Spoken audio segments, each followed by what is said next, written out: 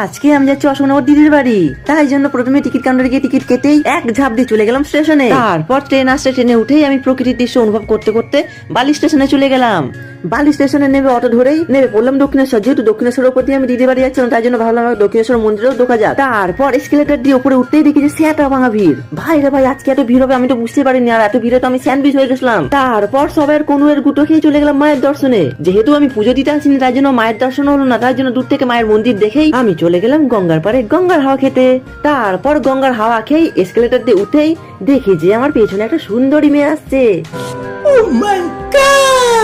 তারপর দক্ষিণেশ্বর মন্দির থেকে বেরিয়েই রোড ক্রস করেই আমি চলে গেলাম একটা হোটেলে। তারপর পেট পুজো করেই একটা জলের বোতল কিনেই চলে গেলাম দক্ষিণেশ্বর বাস স্ট্যান্ডে। তারপর বাসে উঠেই 10 টাকার আমলকি কিনেই আমি খেতে শুরু করে দিলাম। তারপর বাইরের দৃশ্য দেখতে দেখতে আমি দিদি বাড়ি চলে গেলাম। দিদি বাড়িকে কি কি করলাম দেখা হচ্ছে পরের ব্লগে। আর ভিডিওটা যদি ভালো লাগে অবশ্যই একটা করে লাইক করবে, আর কেমন লাগলো অবশ্যই কমেন্ট করে জানাবে।